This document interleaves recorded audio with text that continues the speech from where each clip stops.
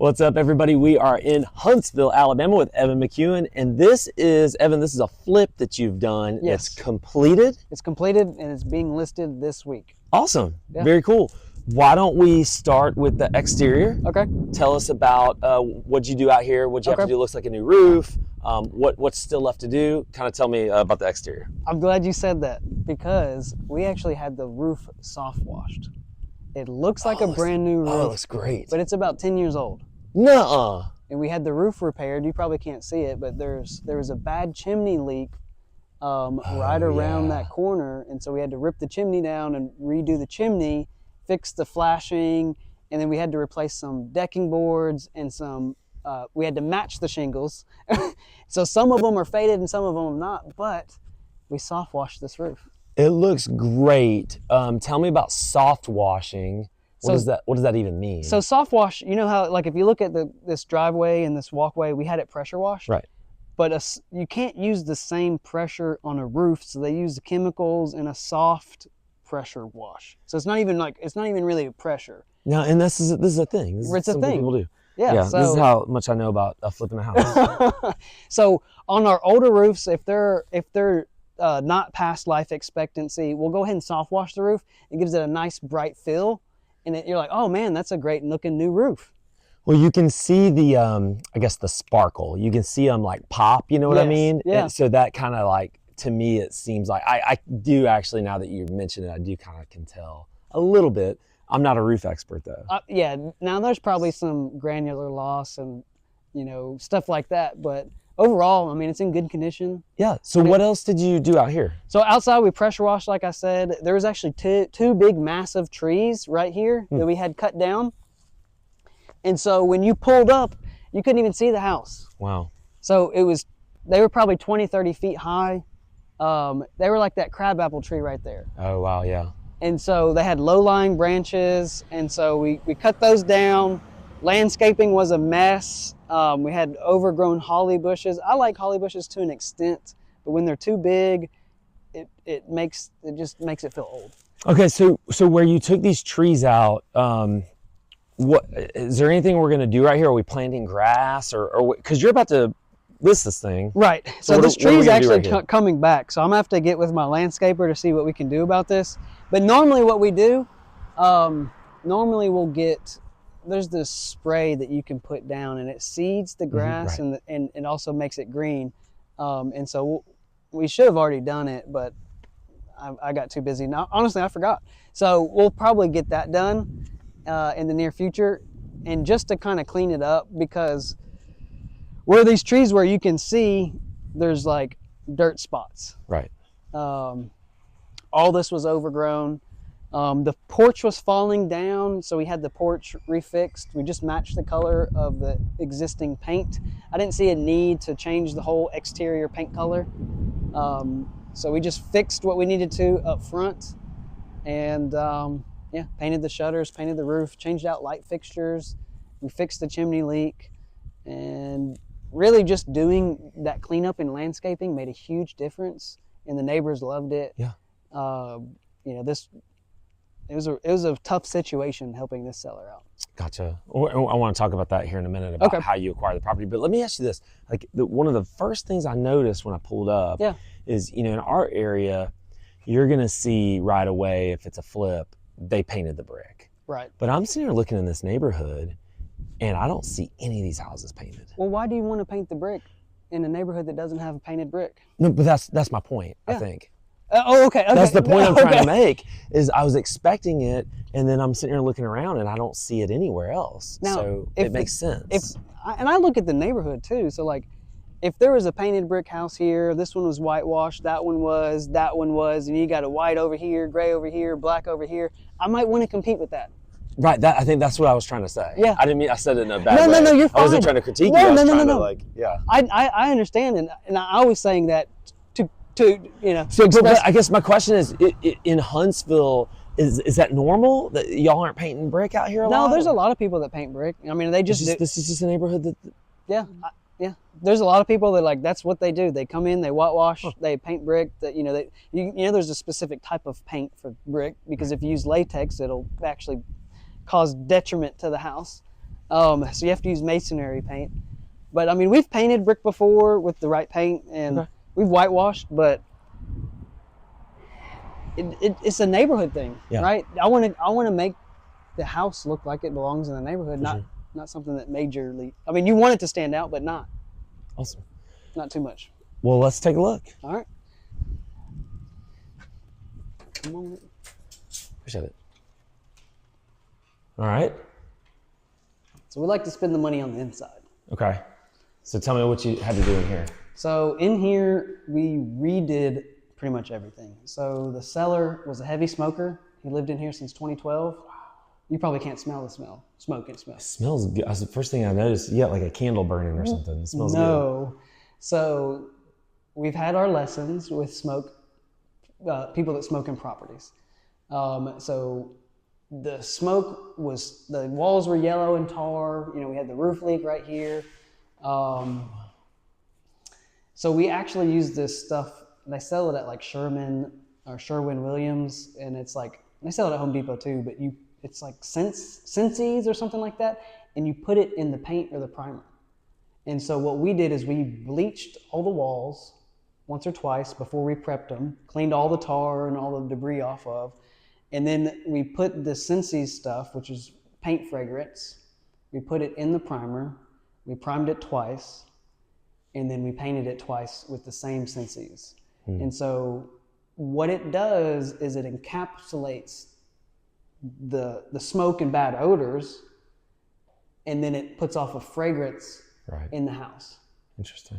So we've done 2 or 3 flips before where we've had complaints where the previous owner has smoked and we haven't fully gotten it out. Like we've tried ozone machines, we've even painting it, like we've tried fragrances, and the only way that I found is to bleach the walls, clean up all the tar, and then you can use a specific primer that encapsulates it, and then you can also put the Sensi. So like we just went full on with this property. Gotcha. We're going to do everything, make sure it doesn't smell like smoke. Gotcha. And then, so what about, so there's new flooring in here. Yep. You went with some LVP, it looks like. LVP, yes. So what was the flooring? This was carpet. Okay, so that's what I was going to ask you. Yeah. If it was carpet and they're smoking, you're probably, once you rip the carpet out, the subflooring is probably has the smell too. It did have a smell, but we used so this also has an underlayment under it. So it's got like a little like a moisture barrier, yeah. But then we also put down another underlayment. And actually, our flooring person told us you're supposed to do it no matter what, even if they have a backer or not, because it'll avoid the warranty of the flooring. So we always put down a laminate. Or whenever we do LVP, we always put down like that little barrier. Right. And so it's also a way to help with smells and then coolness because this is on a slab construction. Gotcha. Perfect. All right. What else? What else we got? So we changed all the light fixtures. We kept the original cabinets.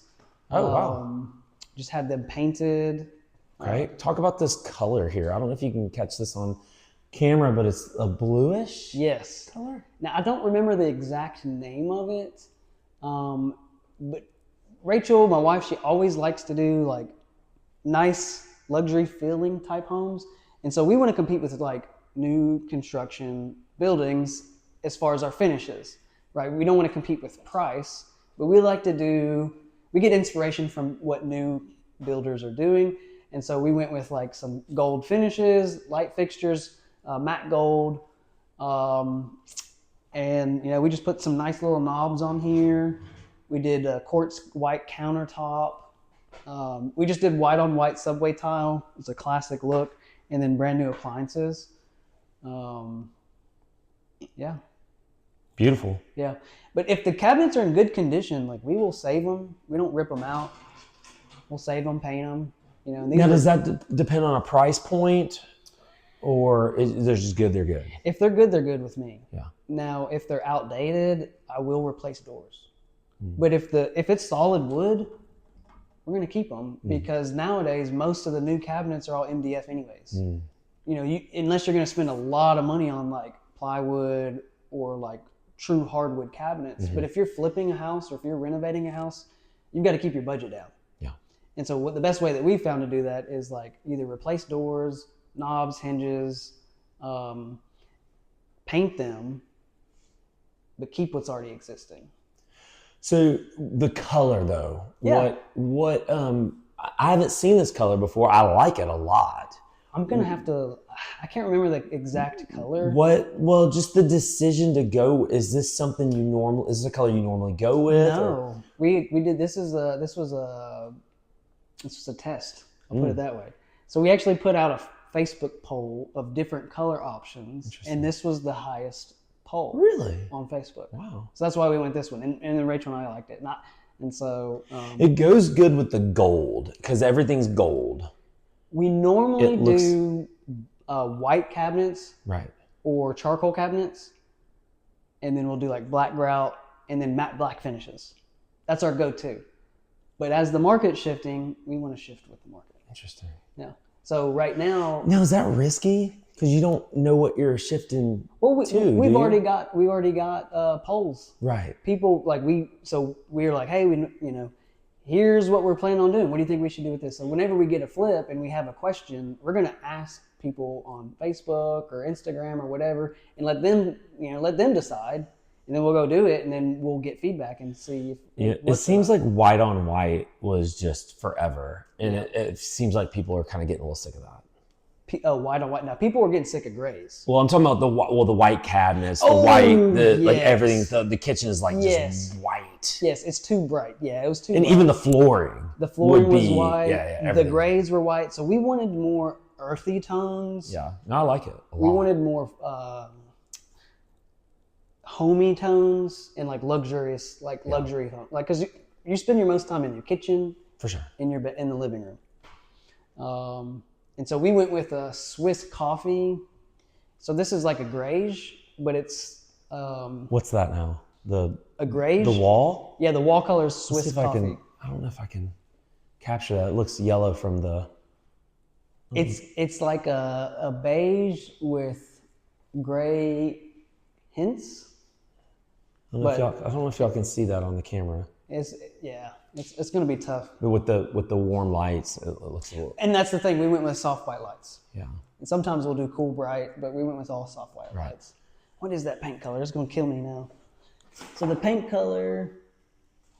No, we don't have any more cabinet paint. Yeah, all good. Okay, so back here behind us through the kitchen was that's the garage. The garage is through there. Entrance of the garage. We painted and changed. Any challenges with the garage? Any challenges with the garage door or anything like that? No, the biggest challenge was the smoke smell. Yeah.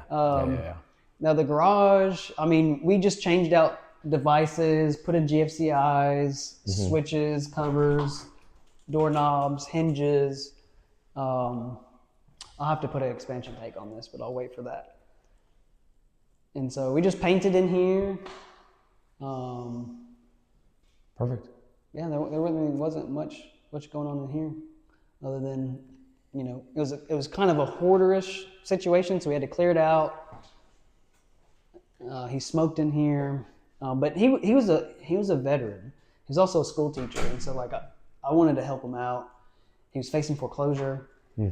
He called me on April 15th or 16th, and he had his foreclosure date May 1st. So we had to close in 8 business days. We used hard money on this one. And so shout out to Longhorn for getting it done within that amount of time, because some hard money companies can't close that quick. But he got into the situation. He bought the house for him and his wife. His wife divorced him. And so then he was just here. He was depressed. He was a veteran. And so he was sending in his mortgage payments, but then they started just rejecting his mortgage payments for whatever reason. They wouldn't tell him why. He was already hard of hearing, and then he was losing his eyesight. So he called me. He had quit seeing our TV commercials, and so he's like, "Hey, I just called you to see if you're still in business." I was like, "Yeah, we're still in business. We still buy homes." And he's like, "Well, I've got a situation." So he had seen your TV commercials prior. You weren't currently running them. No, I think we quit running them 2 years ago. Wow, that long. Yeah. And he just hoped, he went to our website and he just hoped we were still in business. I was like, "Oh yeah, we're still in business. We just quit running TV ads." So we contracted the 18th after he got a payoff, because I wanted to make sure he was good with what it was. The house needed a good amount of work, and so what'd you get it for? Bought it for $130. Okay. And then he owed, I think he owed about $90,000 on it. Okay. So he walked away with some money. He walked away with a good amount of money. And then you're putting how much into it? So we budgeted $40,000. I'm so thankful for us because we actually came under budget on this one. We spent $38,000 and some change. I'm gonna have to figure out the exact numbers because I haven't fully totaled up my holding costs for insurance and utility costs.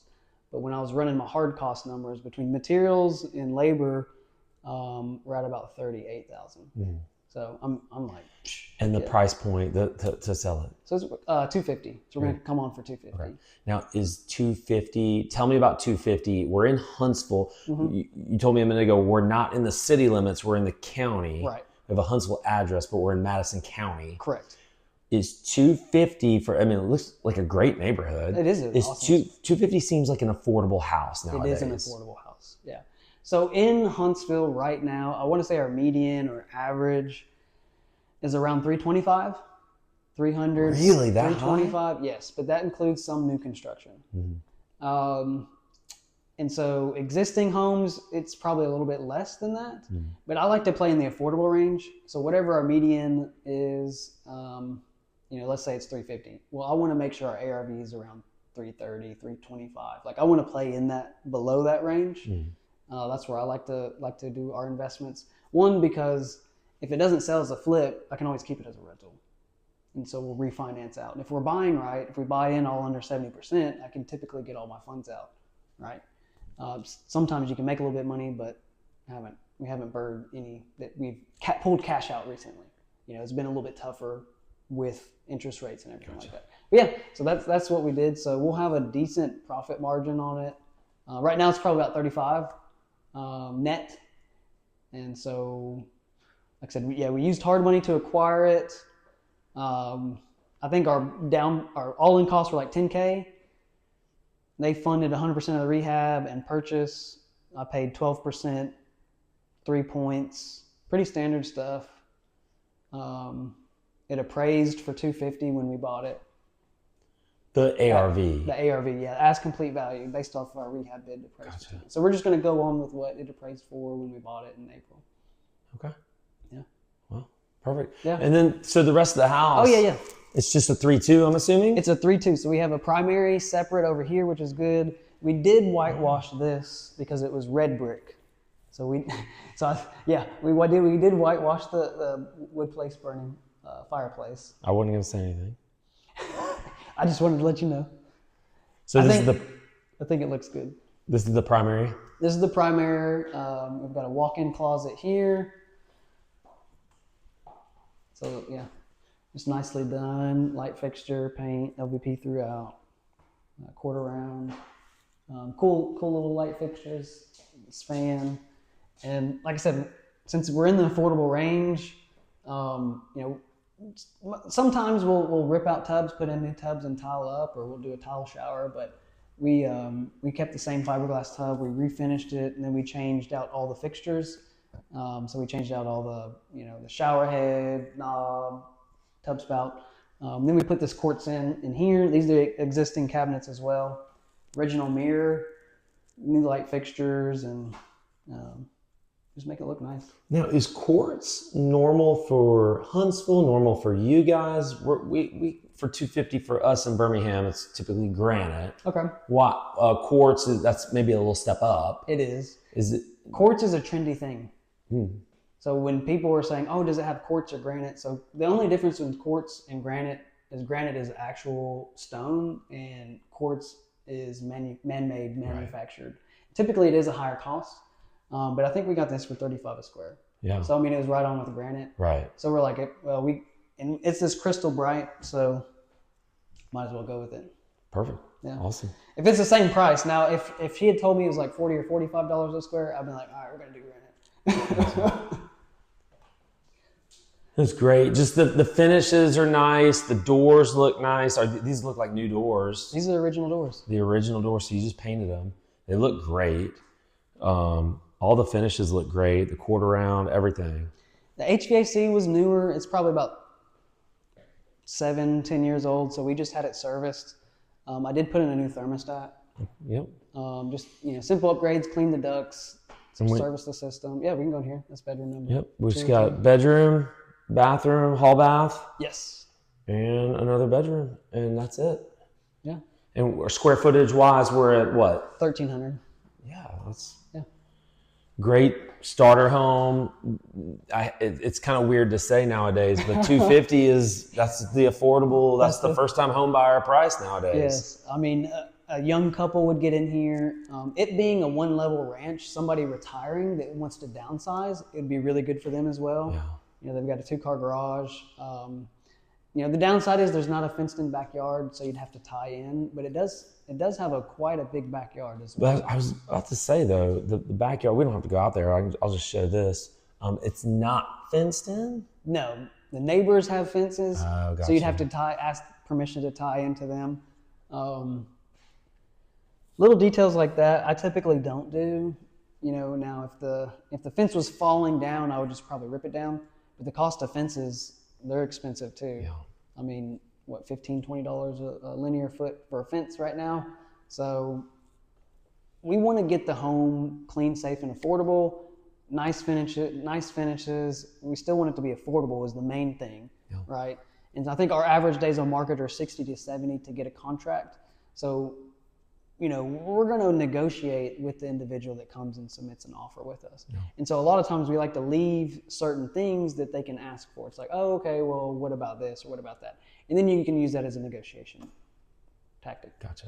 Type thing. Great. Yeah. How do you feel about this? How does this stack up with some of your other ones? Man, I love this house. I mean, it came together really well. The biggest challenge, like I said, was the up front and then getting the smell out.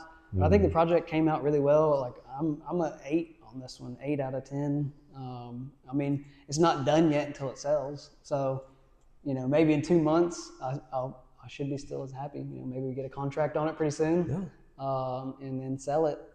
But ultimately, I just want it to go to a homeowner.